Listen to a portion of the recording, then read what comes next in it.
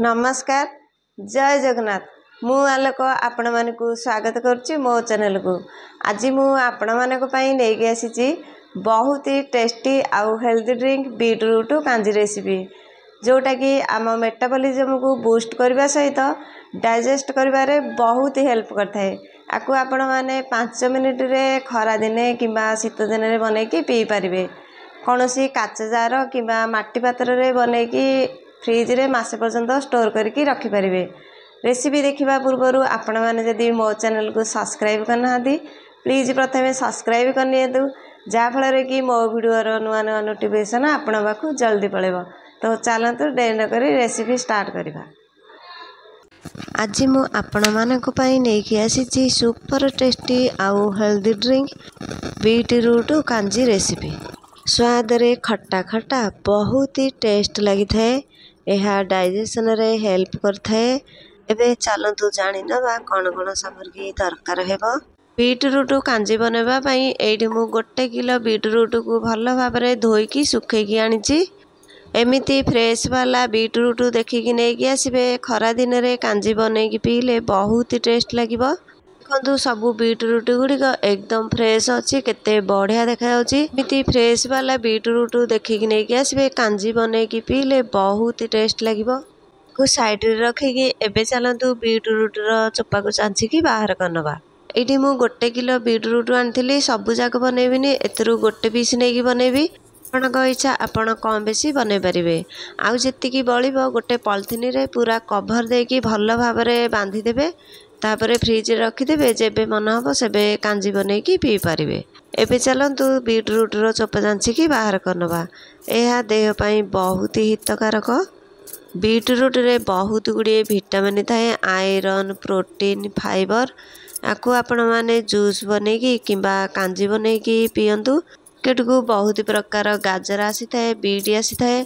तो गाजर येलो गाजर रेड गाजर ब्लैक गाजर आपण कांजी बनैकी पीथिबे। आज आम बीटरूट रे कांजी बनैकी पीबा। यह देह पई बहुत हितकारक। एबे देखंतु कथा हवा भितरे बीटरूट रू चोपा चांचिकी बाहर करदेले केते भल भाबरे। एबे चलंतु आकु टिके धोई नबा। देखंतु केते भल भाबरे धोई नेची। एबे चलंतु आकु छोट छोट पतला पतला करके काटी नबा। देखंतु बहुत ही थर बनैकी पीवा परे आपण मानकु ए रेसिपीटा देइची। को बनै देला परे झरका पाखे रखिदेबे खरा पड़थिबो। तापरे फ्रिज रे मासे पर्यंत स्टोर करके रखिकी पी परिबे। बीटरूट प्राय मार्केट रे सबु सीजन रे देखिबा को मिले। एटा देह पई बहुत ही गुणदायक। छोट रु बड़ जाए समस्त को बहुत ही भल लगे। देखंतु पतला पतला लंबा लंबा करके काटी नेची। आउ जेतिकी अछि एई प्रोसेस रे सबको काटी नउची। देखंतु सबु गुड़िक लंबा लंबा पतला पतला करके काटी नेची। बीटरूट को काटिकी आमे एबे रेडी करदेले। एबे चलंतु नेक्स्ट प्रोसेस को जिबा। आमे कांजी बनेबा ठंडा पानी रे कांजी बनेबानी टिके पानी को गरम करके कांजी बनेबा। सेति पई गैस को ऑन करके गोटे ससपैन रे पानी को गरम करि नउची। को बेसी पूरा फुटेबेनी हल्का गुनगुना पानी गरम हो गेले गैस को बंद कर देबे। देखंतु पानी एबे गरम हो गेलानी बेसी पूरा फुटिनी जस्ट एबे फुटिबा को स्टार्ट होची। गैस को बंद कर दबा। आकु किछि समय छाड़ दबा ठंडा हवा को। एबे चलंतु नेक्स्ट प्रोसेस को जिबा। जी बनेबा पई एठी मु गोटे काच जार नेइची। आपनक पाखरे जदि एमिति काच जार नथिबो गोटे माटी पात्र किंबा प्लास्टिक जार रे भी बनै परिबे। किंतु एमिति काच जार किंबा माटी पात्र रे जदि बनेबे कांजी बहुत ही टेस्ट लागिबो। किंतु प्लास्टिक जार रे जदि बनेबे सेटा टिके ऑयली हेथाए पीबा को एते टेस्ट लागेनी। आज काच जार आउ माटी पात्र रे दुईटा जाकर बनैकी देखेबी। देखंतु छोट माटी पात्रटे देखिकी नेकी आसीची। खरा दिन रे एमिति माटी पात्र रे कांजी बनैकी पीले बहुत ही टेस्ट लागिबो। एठी मु दुईटा जाकर बनै नउची। आपणक इच्छा जे कोनसी गोटा करे बनेले भी चलिबो।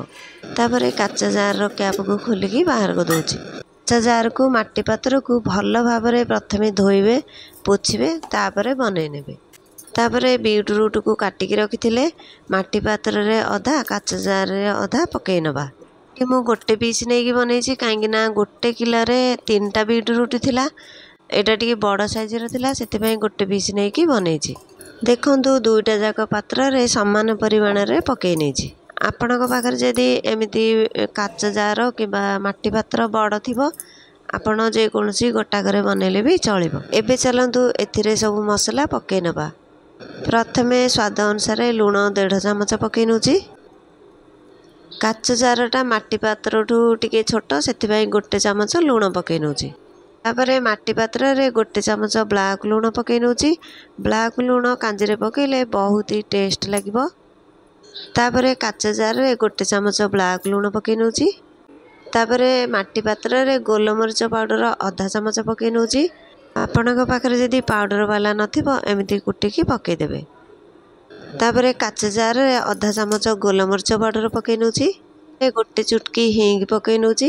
हिंग कांजीरे पकईले बहुत बढ़िया टेस्ट लागिबो। तापरे काच जार रे गोटे चुटकी हिंग पकई नउछि। कांजी बनेबार मेन इंग्रेडिएंट्स होची राई। ती राई न पकईकी कांजी बनेबा बिल्कुल भल लागिबोनी। एठी देखंतु गोटे साइड रे सोरस रखिछि आ गोटे साइड रे राई रखिछि। ब्राउन कलर आउ पूरा दाना पतला पतला आकु कहंती राई। एटा टिके खट्टा अंश रहइबो। एटा आमे कांजीरे पकई नबा। केही कहंती राई आउ सोरस गोटे जिंस किंतु राई अलगा आउ सोरस अलगा। कहंतु ब्लैक साइडटा होची सोरस सेटा टिके मोटा दाना वाला। एठी देखंतु राई को दरदरा करके ग्राइंड करके नेछि। एमिति दरदरा करके ग्राइंड करके जदि आमे कांजीरे पकेबा बहुत ही टेस्ट लागिबो। आकु पूरा चिकन करके ग्राइंड करबेनी एमिति दरदरा करके ग्राइंड करनेबे। चलंतु दुईटा जाक पात्र रे राई को पकई नबा। पात्र रे 1.5 चामच राई पकई नउछि। तापरे माटी पात्र रे 2 चामच राई पकई नउछि। आउ जेतिकी राई बेलिछि आउ केबे कांजी करदेले ए सब को यूज करदेबे। एबे चलंतु ए सब को मसला सहित भल भाबरे मिसई दबा। देखंतु ए सब को भल भाबरे मिसई देछि। एबे चलंतु काच जार रे से सब को भल भाबरे मिसई नबा।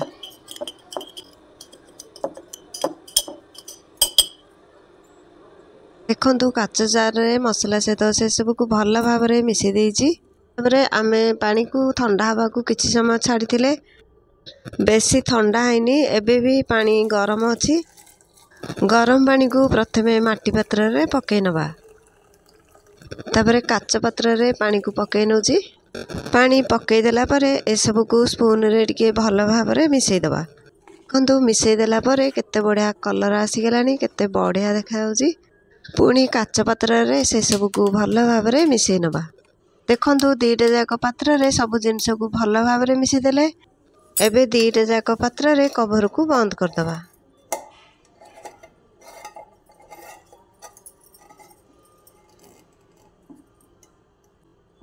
देखंतु काच जार रे कैप को बंद कर देला परे केते बढ़िया कलर आसी गेलानी केते बढ़िया देखा जाउछि। देखंतु केते कम समय रे कांजी हमर रेडी हे गेला। आकु साइड रे रखिकी एबे चलंतु माटी पात्र रे कवर को बंद कर दबा। माटी पात्र रे गोटे स्टील कवर देकी भल भाबरे घोड़े दबा।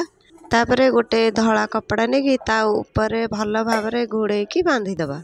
देखंतु कपड़ा एबे ता ऊपर भल भाबरे घोड़े देले। तापरे गोटे रस्सीटे नेकी चारिपट को भल भाबरे बांधी दबा जेमिति कपड़ा खसिकी बाहरिबनी। एबे तो खरा दिन चलीछि। माटी पात्र रे कांजी बनेकी पीले बहुत ही टेस्ट लागिबो।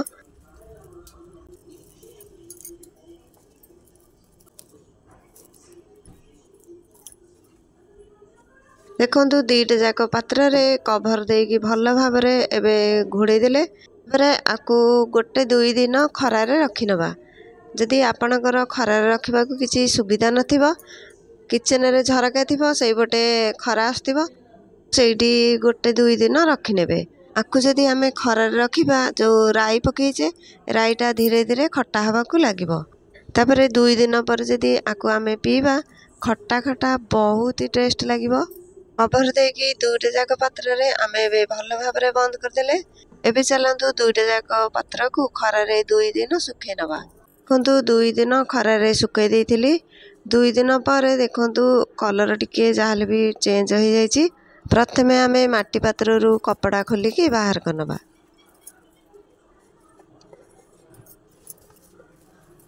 देखंतु कपड़ा खोलिकी बाहर करदेला परे टिके कलर चेंज हो जाइए तार जो पानीटा टिके गाढ़ा हो जाइए। देखंतु केते बढ़िया कांजी आमर रेडी हो गला। आपण एमती खरा दिन रे बनैकी पियंतु। चलतु काच पात्र कैप को खोली देखी नबा केमिति कांजी हेची। तो काच पात्र रे भी टिके आग अपेक्षा कलर चेंज हो जाइए टिके गाढ़ा टाइप रो हो जाइए। एटा टिके कलर टिके अलगा। देखंतु काच पात्र रे एकदम रेड रेड हेची केते बढ़िया देखा जाउची। माटी पात्र रे काच पात्र अपेक्षा टिके मेरून कलर देखा जाउची टिके गाढ़ा टाइप रो। तो कांजी एबे केते बढ़िया हेची। एबे चलंतु दुईटी ग्लास रे सर्व करनबा। देखंतु कांजी सर्व करबा पई दुईटी ग्लास नेची। तमे माटी पात्र रे थिबा कांजी को सर्व करनबा। तापरे काच जार रे थिबा कांजी को सर्व करनबा। देखंतु किछि भी झंझटा नै केते कम समय रे कांजी हमर रेडी हो गला। एटा देह पई बहुत लाभदायक। एटा देखंतु एटा होची काच जार रे बनैथिबा कांजी। एटा एकदम रेड रेड देखा जाउची तार पानीटा टिके पतला अछि। देखंतु एटा होची माटी पात्र रे बनैथिबा कांजी। एटा टिके ता अपेक्षा एटा टिके गाढ़ा देखा जाउची। देखंतु काच जार रे बनैथिबा कांजी एकदम रेड रेड देखा जाउची तार पानीटा टिके पतला अछि। माटी पात्र रे बनैथिबा कांजी टिके मेरून कलर देखा जाउची तार पानीटा टिके बहलिया अछि। देखंतु बेसी भी समय नै किछि भी झंझट नै केते कम समय रे कांजी हमर रेडी हो गला। तारे बीटरूट रु गोटे गोटे पीस आनिकी दुईटा जाक ग्लास रे पकै नउची। कांजी पीला बेले एमती गोटे गोटे पीस चोबेई खाइले भी भल लागिबो। देखंतु सुपर टेस्टी हेल्दी कांजी हमर रेडी हो गला। केते बढ़िया देखा जाउची। खरा दिन रे ठंडा दिन रे सबु सीजन रे आकु आपण पी परिबे।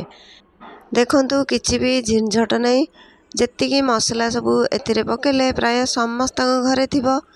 सबु सीजन रे मार्केट रे बीटरूट देखा मिले। आपण एमती बीटरूट गरम दिने ठंडा दिने बनैकी पियंतु बहुत ही टेस्ट लागिबो। एहा देह पई बहुत ही गुणदायक। कांजी रे राई पड़ीची खट्टा खट्टा लागिबो।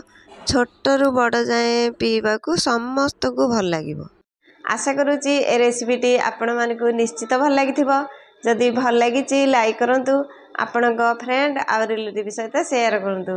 तो मु एबे रहूची। नमस्कार।